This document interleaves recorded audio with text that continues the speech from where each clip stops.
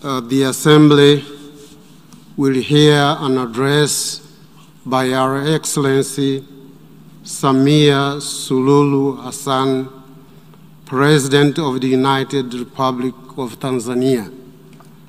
I request protocol to escort Our Excellency.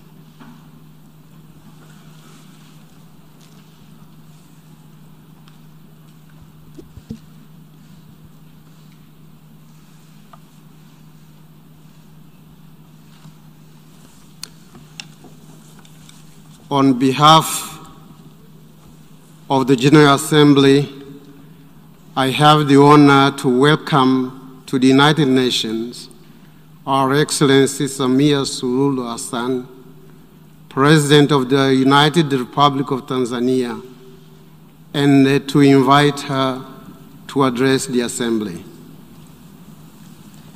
Thank you, Chair.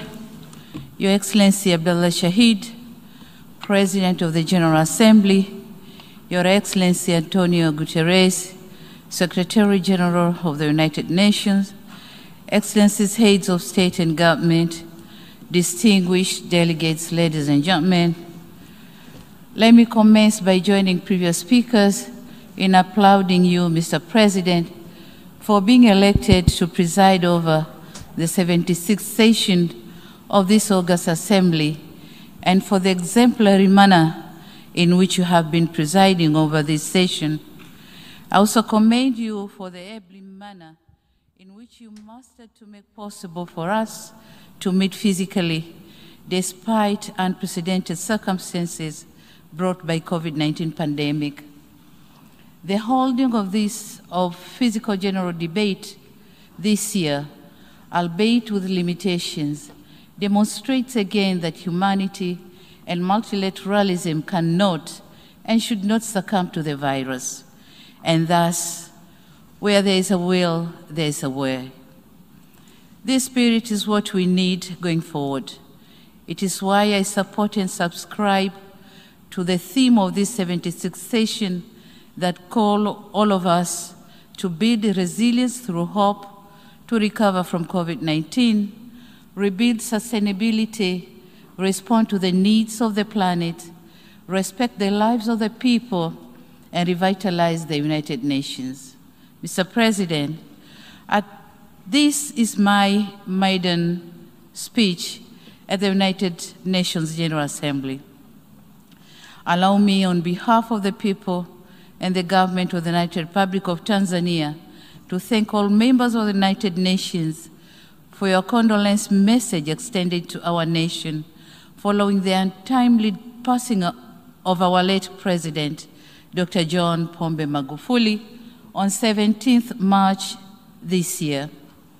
May his soul continue to rest in eternal peace.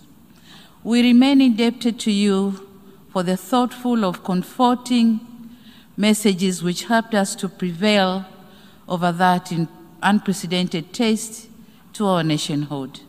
It is in the same vein that I thank the outgoing President of the 75th session for dedicating a slot on the 59th plenary meeting of the General Assembly on 16th of April 2021 to pay tribute to our beloved late President Dr. Magufuli.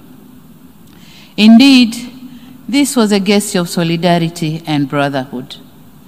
Mr. President, it is not by sheer coincidence that I chose to attend the United Nations General Assembly as my first trip outside Africa since I took the office. I did so out of my deep sense of conviction and faith in multilateralism, in solving multitude of challenges that our world faces today. I'm here to assure you that under my stewardship, Tanzania will remain a formidable member of the United Nations and a dependable supporter of multilateralism. We'll keep our arms open to those who embrace us and engage with us. We'll continue to be Tanzania that you have known and relied on, a Tanzania that peacefully and respectfully coexisted and cooperated with all countries, big or small, mighty or weak, rich or poor, to make this world, our world, a better place for all of us. Mr. President, COVID-19 pandemic has reminded us how vulnerable we are as individual countries, regardless of our size, wealth, or geography. As we meet here today, we have less than a decade ahead to meet our collective commitment to achieve the Sustainable Development Goals. I note with great regret that according to the Sustainable Development Goals report of 2020, right now, the world is not on track to achieve the 2030 agenda, mainly due to adverse impact of COVID-19. The report further shows that in some areas, this pandemic has even reversed the progress that was already achieved years back. For instance, it is expected that around 71 million people who got out of extreme poverty will be pushed back into that situation because of this pandemic. What is depressing is the fact that these impacts are not felt evenly. We in the developing world are the most affected. It is therefore imperative that concerted efforts are undertaken to address this devastating situation. Mr. President, developing nations must be assisted in addressing socioeconomic impact of out of COVID-19. On this note, we are thankful to multilateral financial institutions for their efforts in saving many economies from collapsing. These kinds of interventions are important. We cannot afford to take refuge on the onset of COVID-19 as an excuse for not making sufficient progress on achieving the Sustainable Development Goals. Mr. President, Tanzania has not been spared by COVID-19. After the onset of the pandemic, we in Tanzania, and I believe in many other developing countries, were stuck in the twilight of protecting lives and protecting livelihoods. Measures advocated by the World Health Organization were geared towards protecting lives. However, in an economy like Tanzania, consisting of a bigger proportion of people living on subsistence economy, whom we need to keep them afloat, my country therefore adopted all necessary measures to curb the spread of COVID-19, including joining the COVAX facility to ensure that Tanzania gain access to the COVID-19 vaccine. The vaccination campaign has started in July this year with the most vulnerable communities and later on other age groupings. Mr. President, globally, when COVID-19 vaccines were being developed, some of us were hopeful that this would mean something good to all of humanity. Nevertheless, we have come to learn that the virus is moving faster than the global production of distribution of vaccines. And the vast majority of vaccines have been administered in high and upper middle income countries. With the current pace, it is less likely that we'll meet the WHO threshold of vaccinating at least 40% of people in every country by end of 2021, and at least 70% by the first half of 2022. The level of vaccine inequity that we see is appalling. It is truly disheartening to see that whilst most of our countries have inoculated less than 2% of our populace and thus seek more vaccines for our people, other countries are about to roll out the third dose, calling it booster vaccine. We tend to forget that nobody is safe until everyone is safe. It is indispensable that countries with surplus COVID vaccine doses share them with other countries.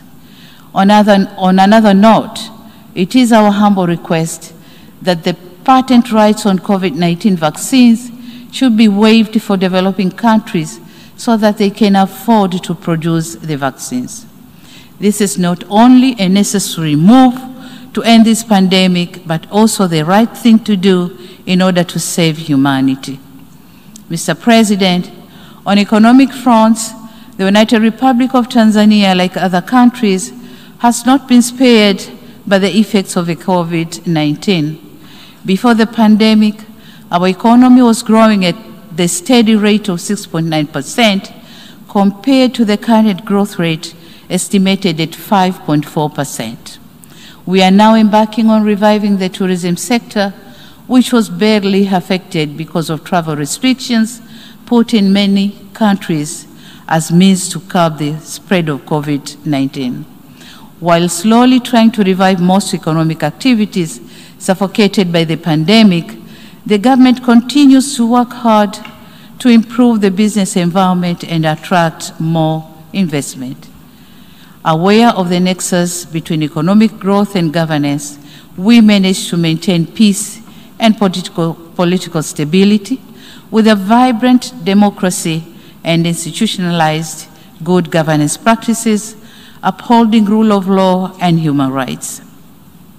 Mr. President, I wish to take note of the Secretary General's report on our common agenda, which raises key issues of our common concern, such as gender equality, climate change, and youth development.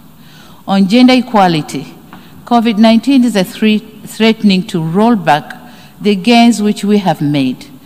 As the first female president in the history of my country, the burden of expectation to deliver gender equality is heavier on my shoulders. It is for this reason that I commend the initiative by the UN Women, France and Mexico to organize the Generation Equality Forum that took place in Paris in June this year, whereby my country volunteered to champion for women's economic rights and justice. Aware that being passionate about gender equality is not sufficient, my government is reviewing policy and legal frameworks in order to come up with actionable and measurable plans to ensure economic empowerment of women, but also other aspects pertaining to gender equality and gender parity. We are also working on designing and implementation gender-responsive macroeconomic plans, budget reforms, and stimulus packages with the objective of reducing the number of women and girls living in poverty. Mr. President, the challenges of climate change are really affecting livelihoods, peace and security, and forceful displacement of our people. Tanzania government spends 2 to 3% of GDP to mitigate and build resilience of communities. And this is a lot in a country which is still grappling with poverty coupled with the emergency of the COVID-19 pandemic. The pandemic has compromised our capacity to respond to harmful impact of climate change. Therefore, our actions today determine the future of our planet in terms of climate change. And in this regard, I call for transparent modality for financial disbursement and emphasize that developed countries should fulfill their commitment to contribute $100 billion annually by 2025 so as to facilitate the implementation of the Paris Agreement. Mr. President, in conclusion, I wish to echo my country's commitment in pursuing the principles of multilateralism as enshrined in the Charter of the United Nations. I urge other nations to continue supporting this august institution. The onset of COVID-19 has given to all of us a lesson that we are deeply intertwined and that unilateralism will not get us anywhere when it comes to challenges that transcends our national boundaries. A wise person once said, and I quote, "Alone, one will go faster, but together we'll go far. Multilateralism must always prevail." Mr. Chairman, I thank you, and I thank you all for your kind attention. Thank you very much.